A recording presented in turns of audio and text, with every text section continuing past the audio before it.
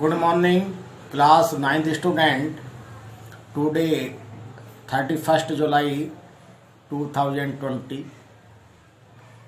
Hindi literature turn गद्यखंड। Title Lhasa की ओर, lesson number 2, exercise question answer. इससे पहले की ऑनलाइन क्लास में मैंने आपको एक्सरसाइज के 1 से लेकर के 4 तक के क्वेश्चन एक्सप्लेन किए थे, उनकी व्हाट्सएप कॉपी भेजी थी और आपसे उम्मीद की गई थी कि आपने वो शेयर कर लिए होंगे।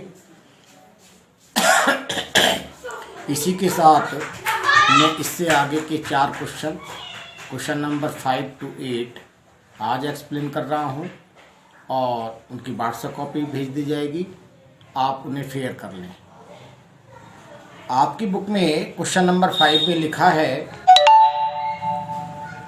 कि अपनी यात्रा के दौरान लेखक को किन कठिनाइयों का सामना करना पड़ा।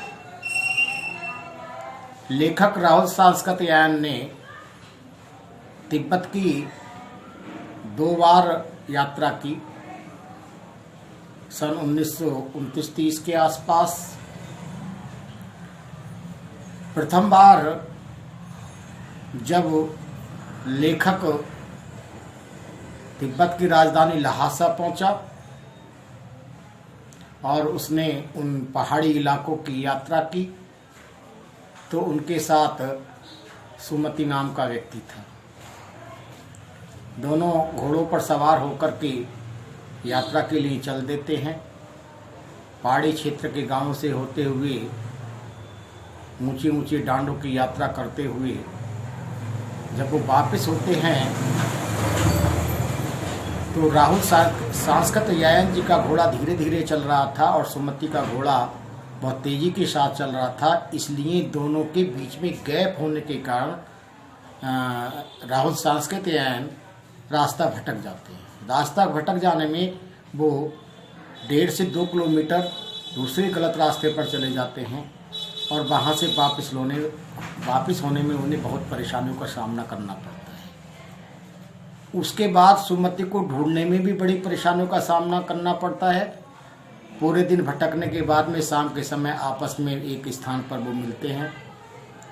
उस बीच की यात्रा में उन्हें बहुत कष्ट सहना पड़ा है। इसके साथ ही तेज धूप, कभी तेज बारिश। दूसरी बार भी लेखक ने यात्रा की।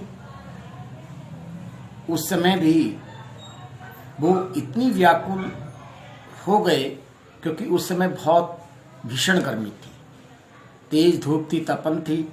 यात्रा में अकेले थे, कोई विशेष जान पहचान नहीं थी, इसलिए ठहरने आदि का भी उचित प्रबंध नहीं हो सका। तो इस प्रकार की यात्राएं उन्हें सहनी पड़ी। क्वेश्चन नंबर नेक्स्ट है आपका 6। प्रस्तुत यात्रा वृत्तांत के आधार पर बताइए कि उस समय का तिब्बती समाज कैसा था। जहाँ तक हम तिब्बती समाज की, उस समय के तत्कालीन तिब्बती समाज की अगर बात करते हैं तो तिब्बती समाज का जो तिड़री प्रदेश है वो छोटी छोटी जागीरों में विभाजित था। उन जागीरों के मालिक स्वयं वहाँ की खेती बाड़ी को देखते थे। मजदूरों आदि से उस खेती बाड़ी का प्रबंध कराते थे और वो मजदूर आराम से बेगार करने के लिए आसानी से उपलब्ध हो जाते थे। उन जागीरों की जो देखभाल करते थे वो जागीरें मोस्टली जो मठों के भिक्षुक होते थे, जो बौद्ध धर्म के अनुयायी होते हैं भिक्षुक, जो मठों के भिक्षुक होते थे, उनकी देखरेख में वो जागीरों की खेती मालिक लोग करवाते थे। भिक्षुक जागीर के लोगों में ठीक वैसा ही सम्मान प्राप्त करते थे जैसे एक राजा को प्राप्त होता है अपनी प्रजा के द्वारा। इसके साथ साथ तिब्बत के समाज में छुआछूत और जाति पाति का भेदभाव ना के बराबर था। जो श्रेष्ठ भिक्षुक होते थे उन्हें वहां पर बहुत सम्मान मिलता था। श्रेष्ठ भिक्षुकों को बिना किसी संकोच के घरों में एंट्री दी जाती थी, परंतु निम्न श्रेणी के भिक्षुकों को घरों में एंट्री देने से संकोच किया जाता था। उस समय के तिब्बती समाज में एक प्रथा थी, यदि आप यात्री हैं और आपके पास अपनी चाय की पत्ती, दूध आदि है और आपको चाय की हुड़क लगी है, आप चाय पीना चाहते हैं, तो किसी भी घर में आप निसंकोच एंट्री करके अपना वो सामान दे सकते हैं और वहाँ की जो महिलाएं हैं आपको चाय बना करके, जितनी भी चाय आपके सामान में बनी है वो सारी की सारी सह सामान आपको बना करके दे देती है। उसमें न सास का विरोध होता है न बहू की कोई कोताही होती है। तो ये व्यवस्था थी तत्कालीन तिब्बती समाज की। That's all. नेक्स्ट क्वेश्चन है आपका, प्रस्तुत जो ये क्वेश्चन नंबर 7 है, ये MCQs है। सिंगल इन्वर्टेड कॉमा में लिखा है, मैं अब पुस्तकों के भीतर था। ये लेखक का स्टेटमेंट है, राहुल सांस्कृत्यायन का। नीचे दिए गए विकल्पों में से कौन सा इस वाक्य का अर्थ बतलाता है? 4 MCQs दिए हुए हैं। क में लिखा है, लेखक पुस्तकें पढ़ने में रम गया। ख में लिखा है, लेखक पुस्तकों की शेल्फ के भीतर चला गया। ग, लेखक के चारों ओर पुस्तकें ही थीं। घ, पुस्तक में लेखक का परिचय और चित्र छपा था। इसमें जो मोस्ट एप्रिशिएट आंसर है आपका खंड क है कि लेखक पुस्तकें पढ़ने में रम गया। मैं अब पुस्तकों के भीतर था, इट मीन्स लेखक पुस्तकों के पढ़ने में रम गया। यही सही आंसर है, इस पर आप टिक कर लेंगे। इसी के साथ लास्ट क्वेश्चन नंबर 8 है आज का। सुमति के यजमान और अन्य परिचित लोग लगभग हर गांव में मिले। इस आधार पर आप सुमति के व्यक्तित्व की किन विशेषताओं का चित्रण कर सकते हैं? देखिए, हमारी जान पहचान, हमारा मान सम्मान, हमारे व्यवहार और हमारी दूरदर्शिता पर निर्भर करता है। हम कितने व्यवहारिक हैं और हम कितने दूरदर्शी हैं। हम निश्चल भाव से यदि लोगों से संबंध बनाएंगे तो निश्चित रूप से वो हमारे लिए दूरगामी सुखद परिणाम देने वाले होंगे।